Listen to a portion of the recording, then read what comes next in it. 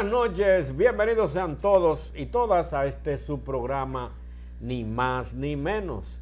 Este es un esfuerzo de comunicación que hacemos de lunes a viernes de 7 a 8 de la noche con el objeto de compartir con ustedes las informaciones, los comentarios, los temas que como hoy impactan desde el punto de vista jurídico. Lo jurídico tiene implicación en toda actividad humana y es importante que nos mantengamos informados. Por eso traemos siempre temas interesantes para ustedes. Recordándoles que además de por su canal 58 de la planta televisora de Televiaducto, este programa usted puede verlo a través de la señal de Facebook de NJ Productora Sin Límites, a través de la señal de Facebook de Ni Más Ni Menos, y si no lo puede ver en directo, puede verlo en diferido también a través de nuestro canal de YouTube. Programa Ni Más Ni Menos. Usted pone la fecha del día que le interese ver, ya porque le comentaron que una información o que nos referimos a algo que a usted le interese, que nuestra opinión no estuvo adecuada o que estuvo muy atinada. Usted puede comentarlo, puede darle me gusta, darle a la campanita y así recibirá las notificaciones cada vez que colguemos el programa, que lo hacemos cada día sin edición y sin comerciales. Hoy, como era asiduo a su participación una vez a la semana, fue interrumpido por compromisos que se asumen y que vienen consustancialmente con la misma carrera, con la preparación, porque este joven es un muchacho, y el término no es peyorativo, sino por la edad, que se ha dedicado a nutrirse. Y en función de eso lo traemos hoy con el objeto de que nos dé detalles sobre informaciones que son del diario vivir de los dominicanos, pero que su implicación jurídica es determinante para su solución. Y por ello hemos invitado a Chesnel de Jesús Calcaño, que ya no es un invitado, sino es un dueño de casa, que viene a compartir con nosotros esta noche. Buenas noches. Gracias, Ramón Arturo. Buenas noches a todos los que sintonizan su programa Ni Más Ni Menos. El día de hoy, a propósito de la pelota invernal, pues nosotros hemos venido a este programa sin haberlo querido, con los colores de los dos equipos más, no vamos a utilizar la palabra importante, pero sí los dos equipos más trascendentales de la pelota invernal, lo que es el azul de los Tigres del Licey y lo que es el amarillo de las Águilas Cibaeñas, pese que la lengua se te haga chicharrón, pues yo soy cogidista. No, y yo soy estrellista. Y yo soy estrellista, pero esos son, hay que decirlo, son los dos equipos que más coronas tienen. El escogido creo que va en tercero, pero recordemos que el escogido, independientemente de lo que tú piensas, era un equipo que le gustaba al jefe Trujillo y muchas de sus coronas fueron... Era el Licey, yo creo que era el escogido. Era el Licey, y aquí ha habido desinformación. Porque siempre se nos vendió que ha sido el escogido. No, era el Licey. Entonces hay una... Petán, que era que se metía en todo lo que no le importaba, era Licey. Entonces la mitad de la corona del Licey, entonces no necesariamente. Lo que pasa es que en esa época también traían los mejores refuerzos, porque estaban apoyados por el jefe. Ramón Pero Arturo, nada, vamos a entrar en materia. Mira, Chen, aquí hay un caso que se ha dado. Y se ha dado inclusive en la Constitución, creo que la de 2010, trajo algo referente a la propiedad de... Y fue más, se hizo para los hoteles, sobre todo en las áreas turísticas, donde los hoteles tenían derecho al usufructo de sus clientes, vamos a decirle, de un determinado sector de la playa. Naturalmente, la playa no son de nadie, son del Estado Dominicano para pleno disfrute de los ciudadanos, por lo que no es posible que usted vaya trun por medio del hotel para bañarse, sino que hay que hacer un paso comunero a través del cual usted pueda transitar y llegar a la playa y puede bañar. Pero esto viene en razón de que en Jamao, al norte,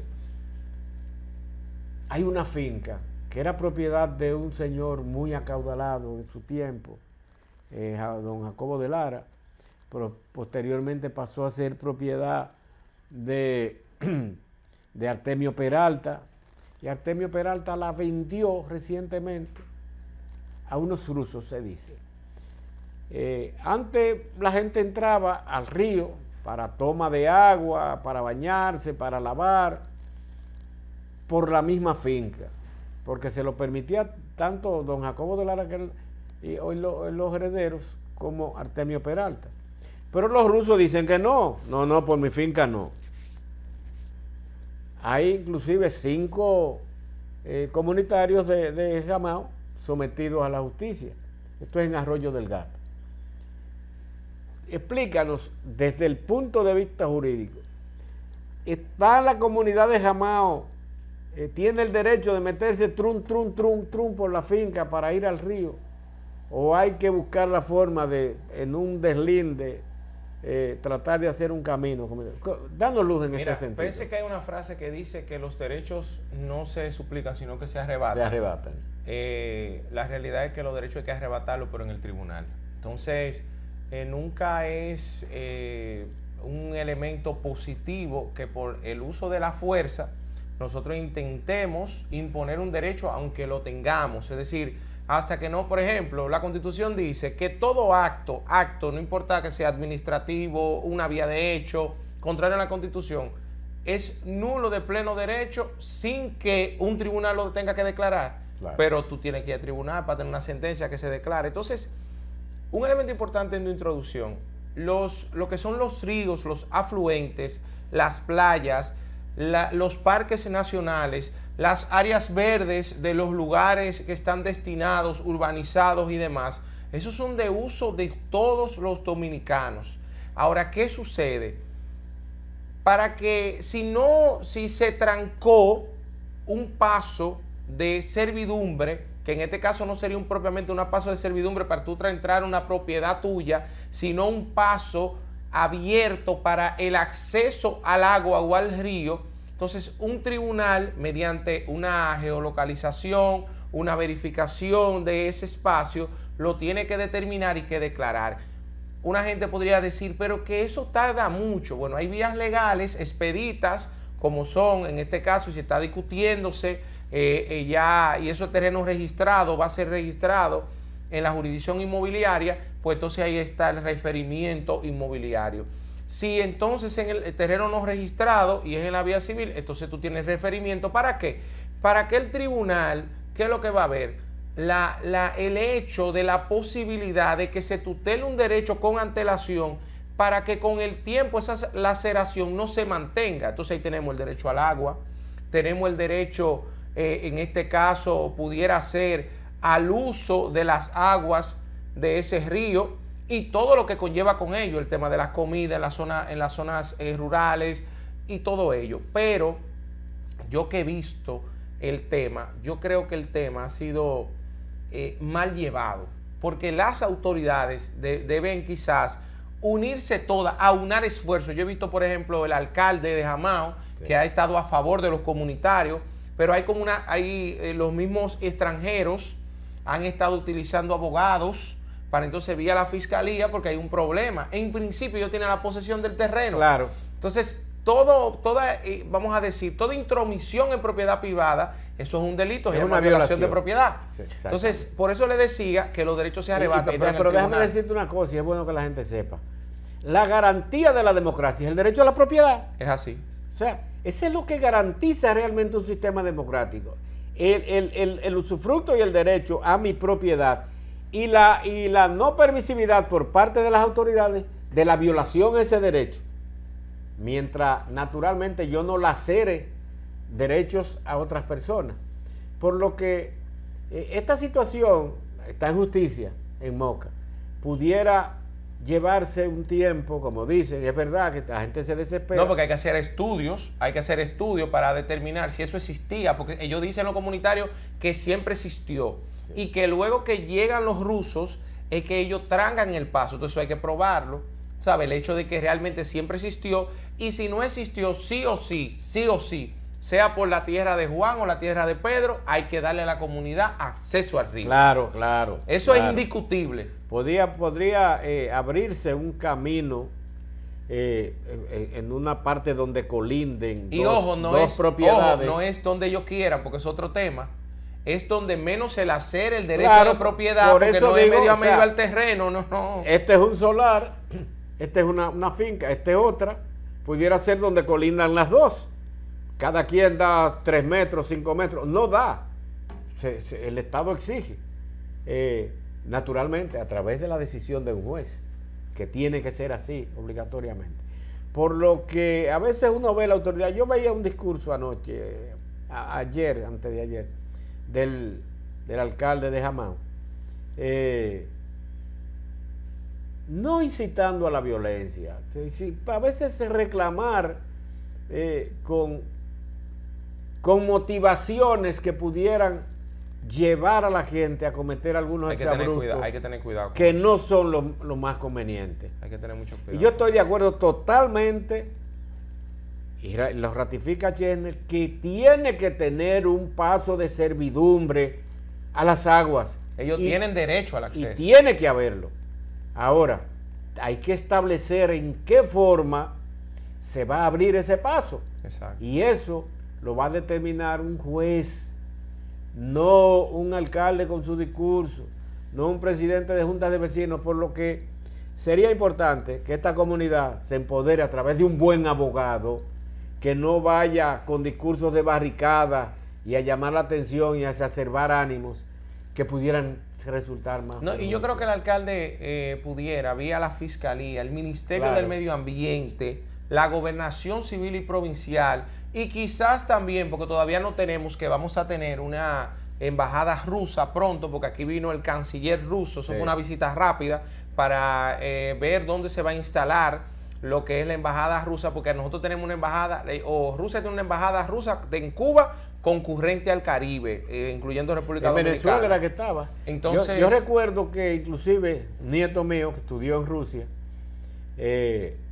era a Venezuela que tenía que exactamente, entonces ellos pudieran, porque quizás ellos no entienden la situación, y quizás haciendo también ese enlace, porque Ramón Arturo, algo que tú colocas muy importante. Señores, nosotros aquí dependemos muchísimo de los servicios. Claro. Y uno de los servicios que nosotros damos aquí es el turismo. Si nosotros aquí creamos la idea de que aquí no hay seguridad jurídica, el que compra un terreno, entonces nosotros le vamos a hacer daño al país. Por eso las autoridades no pueden en ningún momento incitar a la violación del derecho de propiedad. Pero hay otro tema con respecto al derecho de propiedad, y hablando de un alcalde, que es el alcalde de Dajabón, que es siempre ha sido siempre que yo lo veo me acuerdo a Pancho Villa, por el sombrero grandote que él siempre, con el cual él anda. Y me gusta mucho su autenticidad, porque es un tipo que, a diferencia de otros que a veces tú lo ves, son comunitarios, andan con su sombrero y de que llegan empiezan a ponerse unos sacos y unas corbatas. No le ha mantenido su forma, porque él, con el respeto que me merece, parece más un ciudadano normal que una autoridad es un hombre municipal. Como decimos coloquialmente, un campechano. Es un hombre de pueblo, se comporta como tal. A veces tú entiendes que se exaspera mucho, que por ejemplo, hace unos días, el fin de semana, se armó de una escopeta y desbarató unas fiestas, unos teteos que habían en negocios haitianos, que a las 3 y a las 4 de la mañana no dejan dormir a la gente. Atención, cuando la policía llega a un negocio, a veces antes de las 12 de la noche, quiere llevárselo todo y romper todo cuando es dominicano. Sin embargo, y esa denuncia la hizo el propio Riverón, la policía la han llamado varias veces y no hace caso. Mira, pero hay que tener cuidado con eso, Ramón. Dos cosas. Lo primero es que el horario ya está a las 12. Exactamente. Entonces el COBA no tiene que estar a las 11:55, ni a las 11:50, ni a las 11, no, a las 12. Es a las 12. Es decir, a las 12 cierran el negocio y de ahí, ¿qué hace el dueño del negocio? Cierra, cuadra su caja, cierra todas sus cosas, que no es culpable de que haya un grupito de personas que quieran quedarse en el frente. Lo que tiene que venir es la policía y disuadir a esa gente de que deben irse. Porque se da mucha arbitrariedad. Por eso te reclamo que la policía normalmente va a los negocios, y sin embargo aquí no quieren hacer caso. Pero la alcaldía no debe hacer eso que hace Riverón. Ese no es su rol. No. Ese no es su rol. Es decir, hay que tener cuidado con eso también, porque a veces tenemos, como decía alguien esta semana, buenas intenciones, pero la manera como encaminamos las buenas intenciones, entonces con la manera de encaminarlo la dañamos. Bien muerto, mal matado. Bien, entonces ese tema de que está haciendo Riverón, de inmiscuirse, lo primero es que hay que tener cuidado. Los otros días vi también ahí al Ministerio de Vivienda, lo voy a enlazar los temas, que hay una mezquita que la están construyendo en la provincia de la Altagracia y también que le intervinieron. Señores, hay que tener cuidado. Miren, ni el budismo es la mejor religión, que es la religión que tiene más personas y adeptos. Exacto. Porque China es el lugar en el mundo que más gente tiene. Pero tampoco el cristianismo, que es más joven que el budismo. Entonces, hay que respetar todas las muestras religiosas. No, aquí hay libertad de culto. Exacto. Eso lo consigna la Constitución de la República. Y el hecho de que esta gente tengan facciones que son, no quiere decir que ese es el sentido de la religión. Y nos referimos a los musulmanes. La religión musulmana no está fundamentada en la violencia. Hay unos yihadistas, unos más radicales que otros inclusive, que utilizan la violencia como forma de imponer la fe en el islamismo. Pero ese no es el concepto del sentido general, y esa es una realidad la que tú traes. Pero Riverón, con sus características, las cuales yo normalmente, uno lo que hace es que se ríe, pero no se ajustan a lo que es la ley, y él reclama que lo han dejado solo, que migración no aparece y que él en su pueblo va a imponer la ley, tipo vaquero del oeste. Pero él hizo una propuesta, Chesner, y es lo que es interesante. La llevó a la Cámara de Diputados, depositó un proyecto de ley para que no se le venda a extranjeros, no necesariamente a ciudadanos haitianos, sean estos legales o no, sino a extranjeros, propiedades en la zona fronteriza.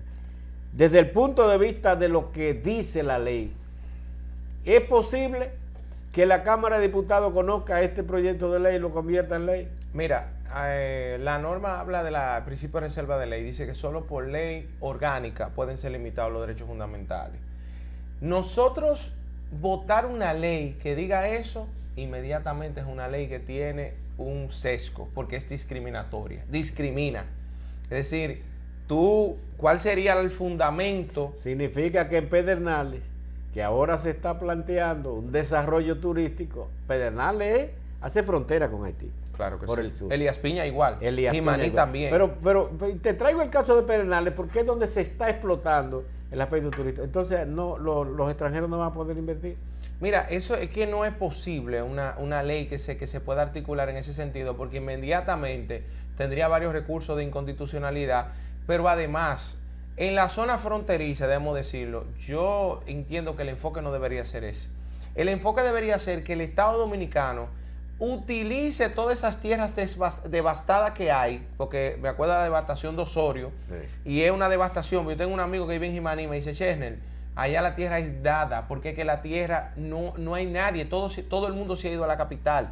Entonces, que la forma de desplazar a los extranjeros a la frontera es tú crear más lugares de empleo, pero para que ellos vengan, trabajen aquí y se devuelvan a su país, porque aunque él utiliza la palabra extranjero, eso es dirigido a los ciudadanos haitianos. Claro. E inmediatamente, como yo también, aquí hay libertad de comercio.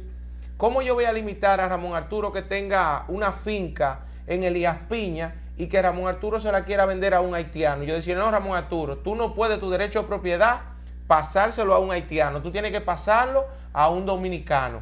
No, entonces te estoy limitando un derecho, que es el usufructo, porque tú estás usando eso, pero tú también tienes derecho a ¿qué? A la enajenación de tu derecho de propiedad. Claro. Entonces, no es posible ese tipo de proyecto de ley que, cabe destacar, él no tiene iniciativa legislativa. No. Lo debe, quizá lo depositó a través de un diputado de la provincia. Sí, así lo hizo. Pero no creo que eso tenga posibilidad. Además, y para terminar con ese tema de mi parte, tenemos que tener cuidado nosotros. Nosotros no podemos seguir alimentando que se crea que nosotros tenemos odio en contra de los haitianos, porque eso nos daña a nivel internacional. Simple y llanamente.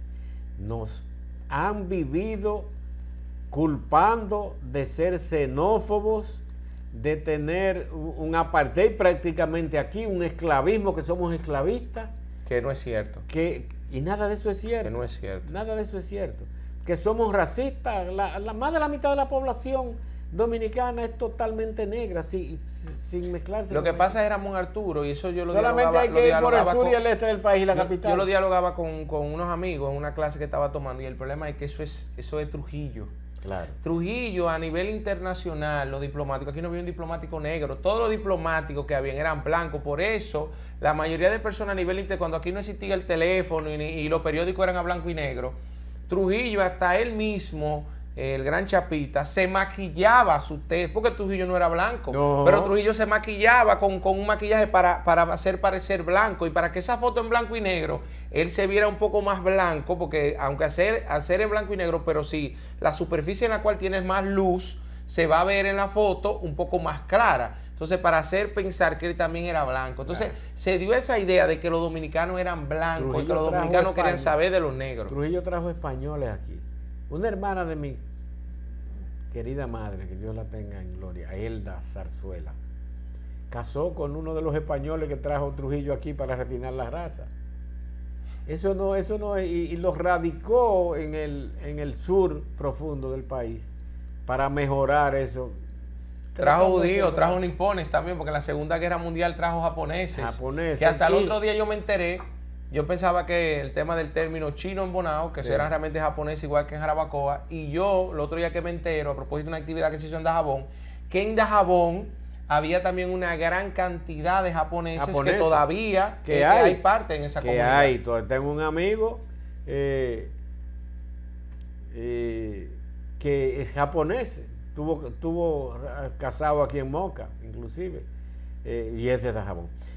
Pero en Sosúa, esos judíos de Sosúa lo trajo Trujillo después también, tratando de... Y los libaneses también, los del Líbano, todo también. Pero con esto vamos a tratar otro tema interesantísimo respecto a estas cosas, y es el caso del esposo de una presentadora de televisión de Telemicro, Sara Pepén, Afé Gutiérrez, que pasó las de Caín porque Gómez Díaz, y ahí yo traje una foto emblemática que ustedes la van a ver más adelante. Que con ella fue que inició el programa ese Objetivo 5, creo que era Objetivo 5 se llamaba. Una mujer bellísima que volvió loco al príncipe de Telemicro. Cuando retornemos luego de esta pausa, no le cambie.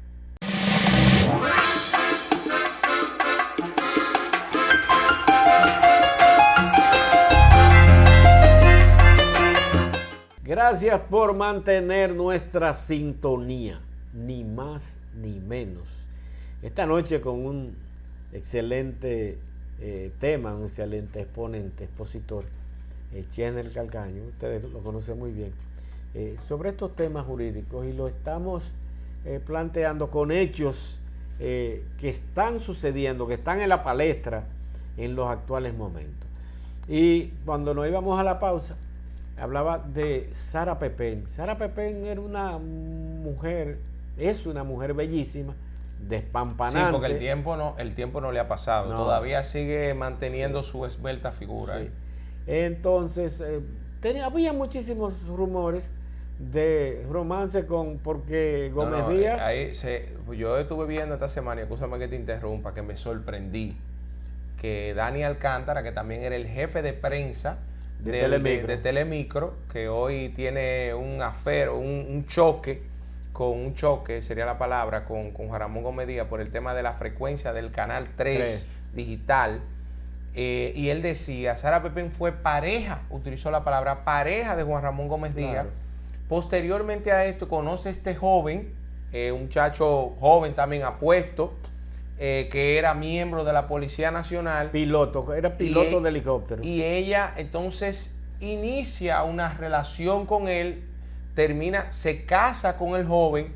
Entonces luego de que esa persona, a él le pasó... Bueno, están en pantalla. A él le pasó diferente a Sansón, que Sansón fue Dalila que lo acabó. Sí. Pero entonces a él le pasó que ese esposo de Dalila fue que entonces le cayó detrás. Y se dice, porque nosotros no tenemos la certeza, pero en uno de los últimos juicios, uno de los testigos expresó que a él le habían pagado para él decir que ese muchacho y su papá, porque esa era otra cosa, fue a Afer y a su papá, que lo acusaron de haberle quitado la vida a un joven, un niño, y él lo condenaron 2 veces a 30 años.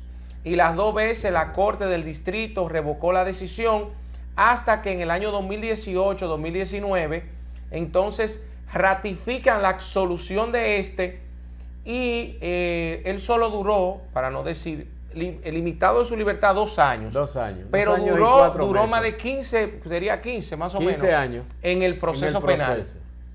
¿Qué sucede? Con lo desgastante. Claro, económicamente, emocionalmente, en todo el sentido. Y dice Daniel Alcántara en el programa que él tenía un programa en RCC Media, que en ese momento Juan Ramón Gómez Díaz inicia una campaña con el problema que tuvo Antonio ahora con Yesé en contra de Antonio. Gómez Díaz cesa la persecución mediática en contra de Antonio y de RCC Media llaman a Fer, le dicen que ya tú no puedes seguir tu programa aquí. Y el hijo de César Medina decía, yo te entiendo, Antonio, porque en la circunstancia en la cual está, queriendo decir que todavía en la situación actual a él no le perdona a ese muchacho que le quitara a la mujer. No, y que no le quitó ninguna. Nadie, porque es que no nos pertenecemos a nadie. Nadie quita a nadie. No nos pertenecemos a nadie. Cada quien está con quien quiere estar.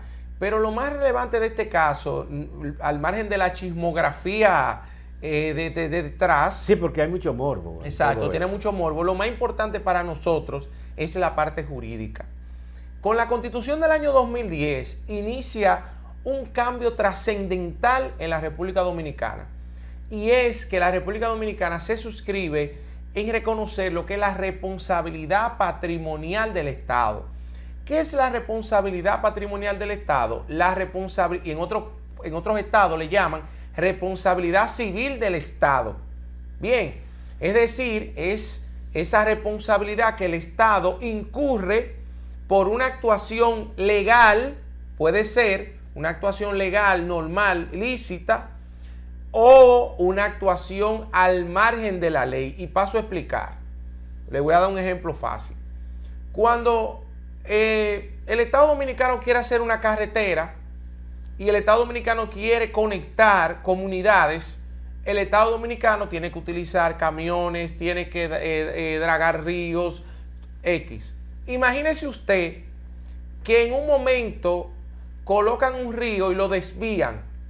¿Para qué? Para poder hacer un puente en ese trayecto y luego el río volverlo a colocar donde va.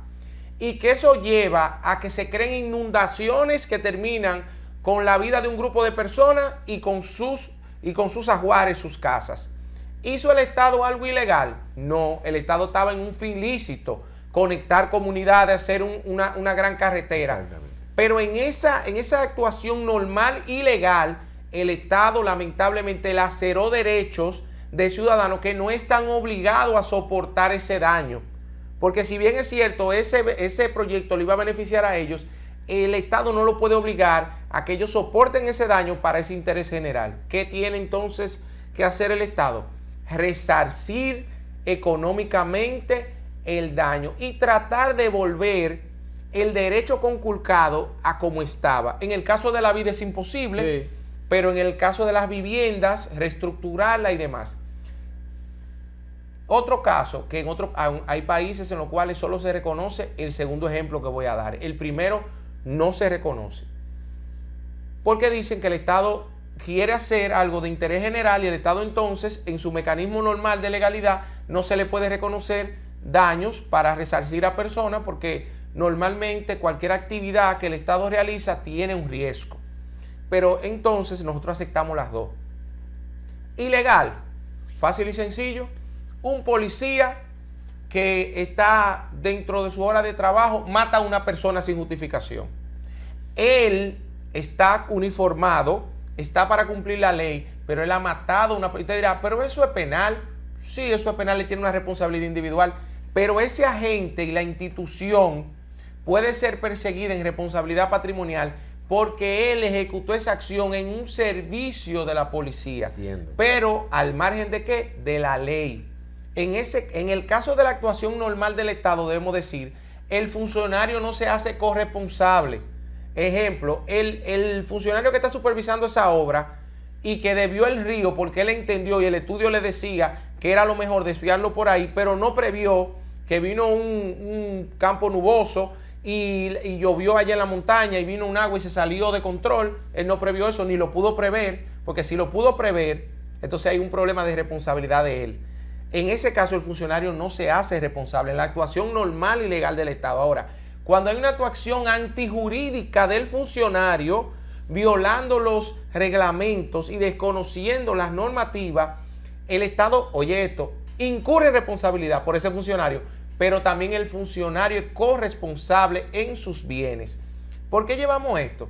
Porque en el caso de AFED, él llevó una demanda de responsabilidad patrimonial en contra, ojo, de la Procuraduría General de la República.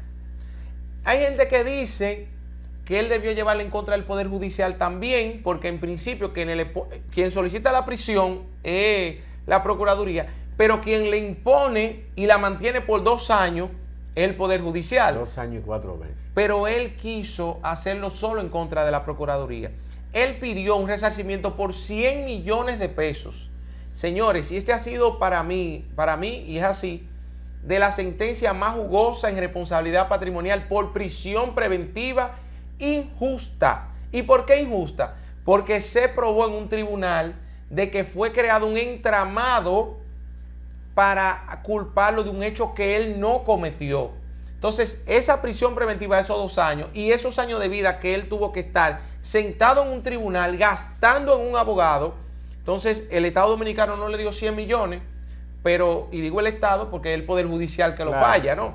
Sino que el Poder Judicial ha decidido a través de la tercera sala de la Suprema Corte de Justicia, que el ponente de la sentencia es Vázquez Goico, que es un excelente juez y un súper conocedor del derecho administrativo, por 10 millones y algo de pesos. 10.900.000. En favor de él, casi 11 como millones. justo resarcimiento del Estado por la actuación, en este caso, antijurídica de la Procuraduría. Y debo yo decir que él, quizás sus abogados no quisieron meterse para allá, pero ellos pudieron haber colocado al funcionario que lo sometió en esa sentencia, porque aunque él ya no es funcionario, ya no es procurador, ni es procurador fiscal titular, por esas actuaciones que él hizo y que no han perimido, puede sus bienes ser comprometidos. Y vimos un caso en la Fiscalía del Distrito de un fiscal que solicitó una orden de arresto a una persona y la solicitud decía: solicito orden de arresto porque esta persona nunca se ha presentado a la cita. ¿Y qué esa persona aprobó? Que él siempre compareció a las citas. ¿Qué hizo el Tribunal Superior Administrativo? Lo condenó, si mal no recuerdo el monto, a 600,000 pesos en resarcimiento de ese ciudadano por esa solicitud de esa orden de arresto y por esos días que esa persona estuvo detenida. Y Ramón Arturo, para terminar con mi participación sobre esto, lo más importante de esto es que ya el Tribunal Superior Administrativo ya no está teniendo miedo a dar esa sentencia. Porque antes yo sé que el tribunal se veía en los ojos de decir: nosotros también somos jueces y entonces nosotros no podemos condenar a fiscales, no podemos condenar a nuestros pares, pero ya el Estado está metido en la idea de que la mejor manera de controlar a esos fiscales que solicitan prisión por todo, o que piden 20 años sabiendo que la acusación no tiene fundamento, por no decir responsablemente: magistrado, mire, esto no tiene fundamento, esto hay que descargar porque la objetividad me obliga, ya puede ser perseguido en demanda de responsabilidad patrimonial. Y usted tiene, luego que usted ya termina su proceso y usted prueba que sí, que realmente usted no cometió esos hechos, o que la prisión preventiva fue injusta, o que el proceso fue ilegalmente llevado, usted tiene un plazo de 2 años. En esos 2 años usted puede recurrir mediante el Tribunal Superior Administrativo en contra del Estado, y si hay una actuación antijurídica del funcionario, en contra del funcionario. En 2 minutos, Chesme. Sí, es casi seguro que no van a aceptar como... Ya ellos la recurrieron al Tribunal Constitucional, la Procuraduría. El mismo día que él casi dio la seguro. rueda de prensa... Pudiera la Procuradora General de la República aún abandone el cargo y el proceso no se ha terminado, tener responsabilidad patrimonial en la violación del cumplimiento de esa sentencia. Tú sabes que con respecto a eso hay vías administrativas para obligar al Estado a que pague ese dinero. Es decir, hay una demanda porque me río, porque tú sabes, quizá la gente dice, pues no es así directo. No. Ahora él con ese crédito, que esa sentencia, él puede hacer una demanda para obligar a la Procuraduría a que pague ese dinero. ¿Y cómo la Procuraduría se libra de eso? Inscribiendo, porque toda la institución, y tú lo sabes, tienen un pequeño presupuesto para eso, claro, para pago de sentencia, toda la institución. Entonces, la Procuraduría lo inscribe para el presupuesto del año siguiente, o si ya está comprometido el de ese año, lo tienen que proyectar, él tiene que estar pendiente para el del siguiente año y del presupuesto, entonces le pagan. ¿La sentencia no conlleva 30? Sí, claro, casi siempre, hay que ver si ellos lo pidieron, pero casi siempre en materia administrativa, las personas piden un astrente para cumplimiento de las decisiones, y se puede colocar. Un astrente es un monto que se una le medida combinatoria. Exactamente. Usted tiene que pagar 100 pesos por cada día que pase luego de la notificación de la decisión. Pero yo creía que tú me ibas a hacer otra pregunta. Yo te voy a decir algo con respecto a los fiscales para yo no maltratarlos. Los fiscales tienen una lucha muy fuerte institucional. Te voy a decir por qué. Y yo lo hablaba con unos amigos de la fiscalía. Ahora los fiscales están siendo perseguidos por responsabilidad patrimonial, pero hay un problema. Las líneas institucionales que obligan a que en caso de violencia de género, por ejemplo, no se puede hacer acuerdo, no se puede pedir medida de coerción no privativa de libertad, todo es prisión. Entonces, el fiscal está conminado. Bueno, pues entonces tiene que haber una transferencia al ordenamiento jurídico mayor para que cumpla con esa obligación, porque tú me estás combinando a que yo haga una El problema es que la ley te dice que esto es objetivo. ¿Cómo? La ley te dice que tú tienes que ser objetivo, pero sabemos cómo se maneja las instituciones a lo interno. Qué barbaridad. Eso es una realidad. Hay que ser objetivo desde el punto de vista del cumplimiento de la ley. Exegéticamente, no importa. Pero la responsabilidad me están obligando a asumirla. Con esto nos vamos a nuestra segunda y última pausa, pero de una vez continuamos con otro tema interesantísimo que tenemos para compartir con ustedes. No le cambien.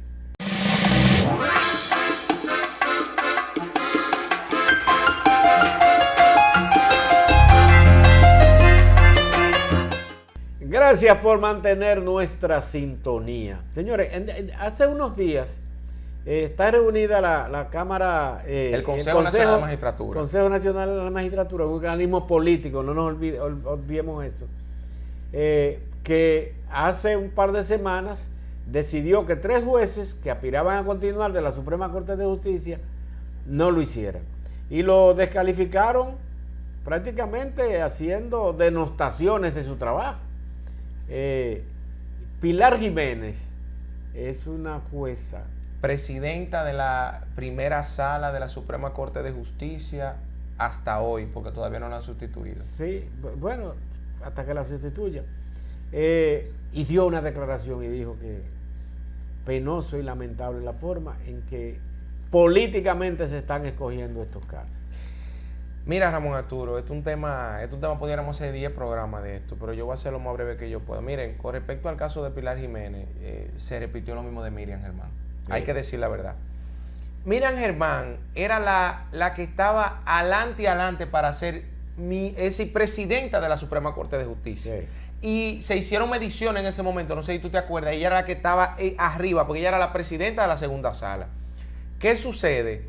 Danilo Medina, porque hay que decirlo eso, porque eso lo que Jean Alain hizo, no lo hizo Jean Alain. Lo hizo con la venia del presidente de entonces. Planificado por Danilo Medina. Danilo Medina, en vez de decirle a Miriam o ratificarla como presidenta de la segunda sala, mire, no la queremos, yo, como sabían que en la evaluación no podían darle mala nota, ni podían decir nada inadecuado de ella, entonces Jean Alain cuestiona éticamente a Miriam Germán, pero de una manera muy inadecuada, grosera, porque se le fue por un tema de su hijo, que es un hijo ahora se utiliza otro tipo con limitaciones.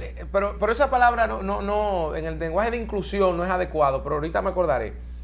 Sucede entonces que esa fue la manera. Miren, hay un problema que lo toca esta semana Eduardo Jorge Prat en un artículo en el periódico Hoy, que yo le invito a leerlo. En el 94, Ramón Arturo, se establecía, en lo que en principio se discutió para la reforma 94, era que los jueces de la Suprema eran vitalicios. Luego eso se quitó y también se planteó de darle más tiempo, que fuera por 12 o 16 años a los jueces supremos. Pero en la Constitución del 2010 se le bajó a 7 años. Y esos 7 años, entonces, para el tema de la carrera, para mantener un poco la carrera, que los jueces pudieran ser evaluados, solo los jueces de la Suprema, para su continuidad. A Alexis Rí, ese nada más le quedaba 2 años, es decir, si se elegía por 7, ya en 2 años, porque creo que hasta los 74, 75 años, ya tú cesas obligatoriamente, ya no puedes seguir siendo juez de la Suprema. Entonces, el magistrado Landrón también, en ese caso, ese fue fiscal, es un excelente juez también, amigo del presidente del Tribunal Constitucional, que votó en contra de él. Sí. Amigo personal de jugar domino, dice Dani Alcántara, que es un jugador de dominó, porque al presidente del Tribunal Constitucional, dice Oscar Medina Hijo, que es muy conocedor de él le dicen papito, y se refieren a él así. Entonces, ¿qué sucedió? Yo entiendo, a nivel político, ¿qué debe hacerse?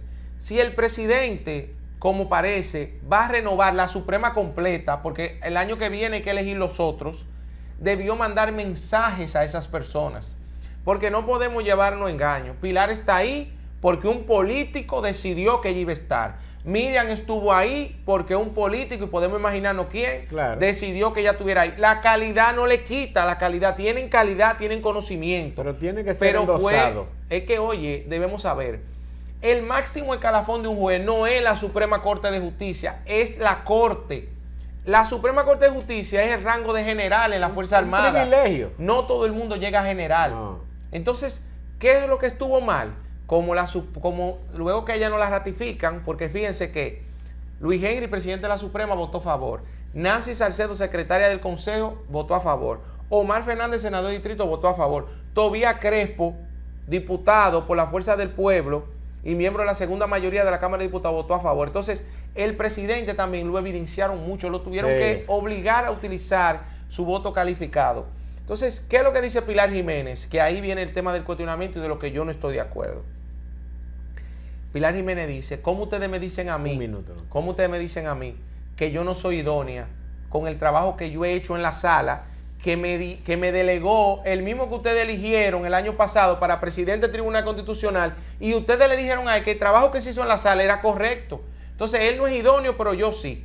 Entonces, yo entiendo que también debió cuidarse eso, porque todos sabemos que el presidente del Constitucional, Napoleón Esteves, que tiene todos los méritos del mundo, era miembro de staff legal con Simón Freud, ministro administrativo ministro de Administración Pública, y también con Yayo San Lobatón, que es el director de aduanas. Exactamente. Es decir, no debieron tampoco obligarlo a él, Ramón Arturo, a que votara en contra de ex compañeros de él. Sí, pero no lo obligaron. Lo que pasa es que él no tiene...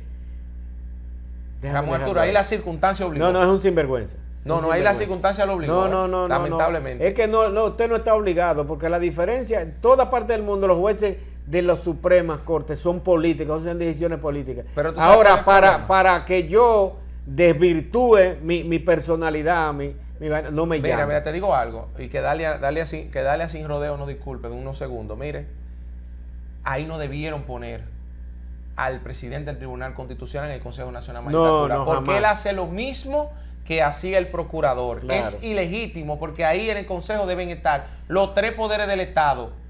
El Tribunal Constitucional no busca nada. Es un extrapoder, no es poder del Estado. ¿Eso tú sabes para qué se puso ahí? ¿Para qué se puso eso? Para ese voto. Gracias, Cherna. Gracias a ustedes. Manténganse ahí buenas noches. Con Dalia Grullón, sin rodeos, y hasta el lunes, si Dios y ustedes así lo quieren. Si Dios lo buenas permite. noches.